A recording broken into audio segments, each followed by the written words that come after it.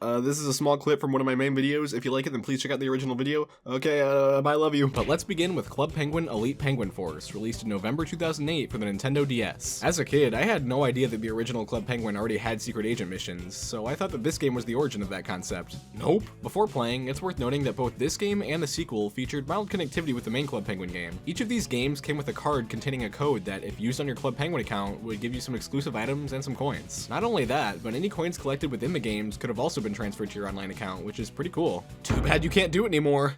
×2. The game begins on this main menu where we get two choices: play the game or de-gamer, which I'll get into later. Starting with the actual game, we watch this guy walk for 20 seconds in the opening cutscene, then get to choose a color and name for our penguin. After that, we can enter the main mission mode, which is where everything goes down. We begin the game as an ordinary civilian, tasked with doing nothing more than wandering around and finding something to do. In typical point-and-click fashion, we get around the island using this cursor on the screen, controlled primarily by your stylus. You use it to pan across the area you're in, and can tap on the entrances to other areas to move into them, or on characters to talk to them. The first person I encounter is Aunt Arctic, who urges me to read the newspaper in the coffee shop. So I head into the coffee shop, cause pandemonium over at the ketchup, and then skim the newspaper for half a second. After doing that, a blue puffle appears with a note, which has apparently been signed by D. I show the note to the barista and also this stranger outside. They both tell me that it's a picture of the snow forts and that I should head in that direction.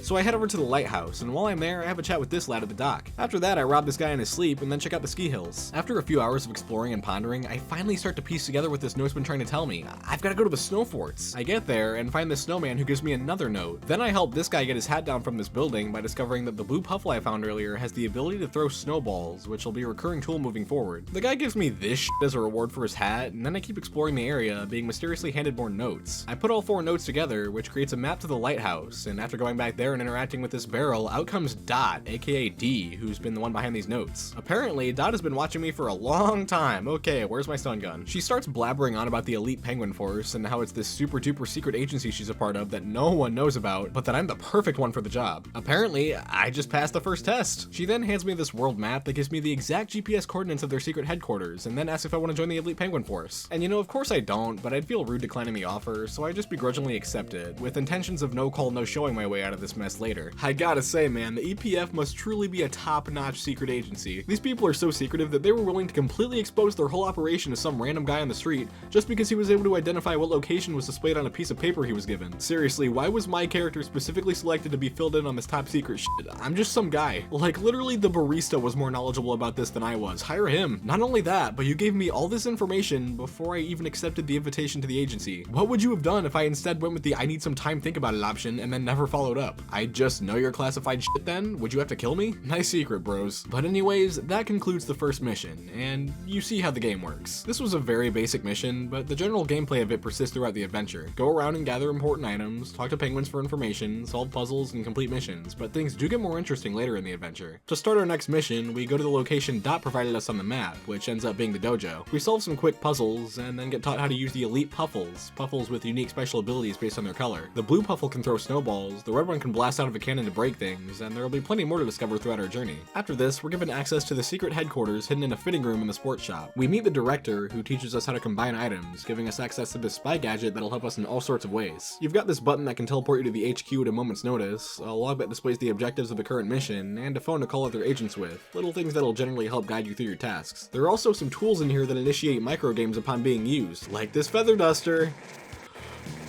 There's also this decoding tool, which this mission teaches us how to use. I gotta be honest, man, anytime I had to use this thing, I got peeved. It is the most tedious shit ever. Every now and then, you'll come across these codes that need to be translated with the decoder, and to do so, you've got to painstakingly scroll through the list of symbols to find their corresponding letters, one at a time, and use the stylus to slowly write out the code you're translating. It's fucking dreadful. And they give you whole ass sentences to decode like this, not just individual words. Hell, this game has a handful of optional side missions to complete, and one of them is literally just following some guy around the island and translating all of his stupid codes, then answering a quiz about what the code said. Do it correctly and you win a stupid helmet for your penguin.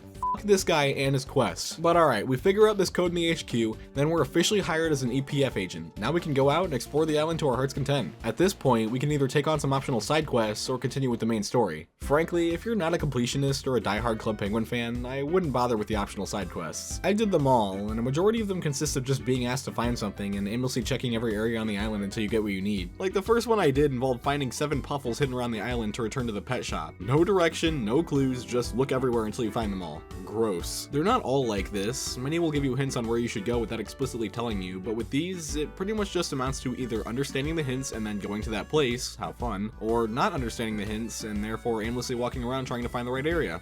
How fun. You don't get anything substantial for completing these, just coins or cosmetics, so they're only really worthwhile if you find them fun, and I just don't. So then it's back to the story missions. There are 13 of them in total, creating one big overarching plotline. We just did the first two, and the third one introduces Rookie, the dumbass of the agency, who we have to rescue from the idiotic situation he got himself into. We do so by heckling this guy for his snowboard and taking it down the ski mountain, which is where the first minigame takes place. Yeah, Elite Penguin Force contains 6 minigames, similar to those found in the online game. What's pretty cool is that these minigames are often used within the story missions, either as means of traversal or just as part of some quest. This snowboarding game has us trace these lines with the stylus to do tricks in the air, and it's kinda lame. Then later we've got Kart Surfer, where we have to shift our minecart in the direction indicated by these signs, also kinda lame. Dance challenge, it's Simon Says. Ice fishing, you go fishing. Jetpack adventure's alright, fly around the obstacles to reach the end while collecting coins and gas if your fuel gets low. Snow Trekker's also alright, drive this machine over the snow, enter plow mode to destroy obstacles, and boat mode when you need to go over water. You've got to blow into the microphone to move forward during these water portions though, which sucks ass. Overall, the selection of minigames here isn't that great. They're nothing special, but as little breaks from the puzzles and conversations, I'll take them. In fact, throughout this adventure, I often find that any break from the countless conversations you have to have with people is very much appreciated. The way talking to people works in this game is pretty monotonous in my opinion. You have to read everything the other person has to say, then read the multiple long response options you get, pick which one you want to go with, then read their response to your chosen response, repeat until the end of the conversation. There's a lot of freaking reading in this game. On one hand, it does build the characters' personalities, including your own, which is cool, and most of these guys have crucial info on what to do next, so it is important to talk to them. But on the other hand, I sometimes feel like interactions that could have been done in a couple of text boxes are blown up into whole-ass conversations that don't give you any more info than a single text box would. For a game like this, though, I can let that slide. It's a very story-driven point-and-click adventure game where you have to solve mysteries. Obviously, you're gonna have to read. It makes sense. And hey, I might not be the biggest Club Penguin fan, but being able to explore all these familiar locations from the actual game and talk to the same characters from those online missions on the DS, that's pretty cool. Not to mention, the way you can dress up your penguin with the items you're given feels straight out of the online Club Penguin, and when you open the map to travel somewhere, you're represented by an actual Club Penguin model. Like, come on man, look at this. And I gotta say, I love this game's presentation. It both looks and sounds very nostalgic. I didn't expect to be so touched by this game's soundtrack, but this is some really good nostalgic stuff. Especially the music that plays during the ice fishing minigame. It gives me such a heavy case of sad nostalgia. Listen to this.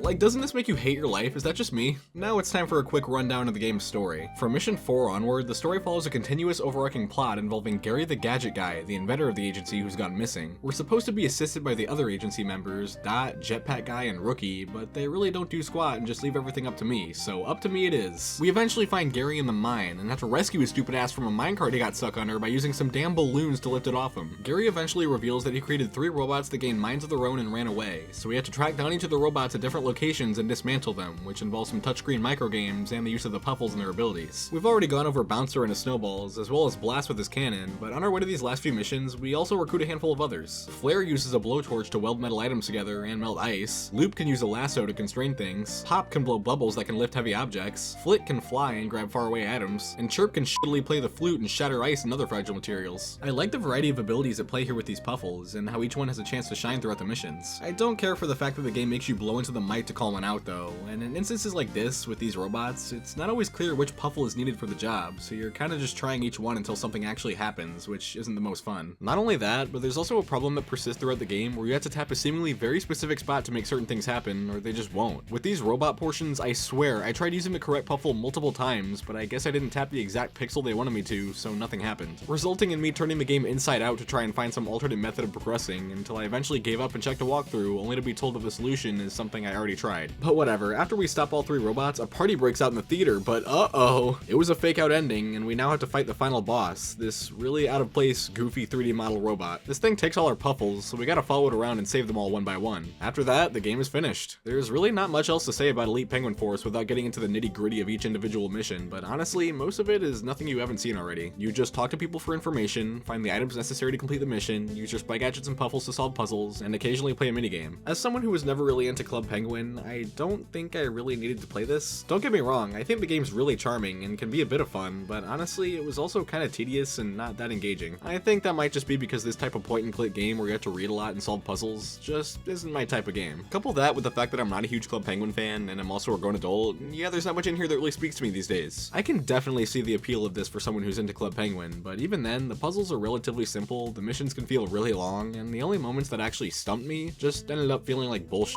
Like, there was this side quest where this construction guy's missing his wrench and wants you to find it, so he tells you, in plain English, 3 locations he remembers using the wrench in. I go to all 3 of these places, no wrench to be found. So I ended up feeling stumped. What more is there to do? After a while, I check a walkthrough, and it turns out what I was supposed to do is interact with this damn thermos so he can tell me, oh yeah, I was at the coffee shop this morning. And then I go there and find the wrench. Like, what? So yeah, all in all, this game wasn't the most exciting to revisit, which is concerning because Herbert's Revenge is next, and it's like the exact same thing as this game.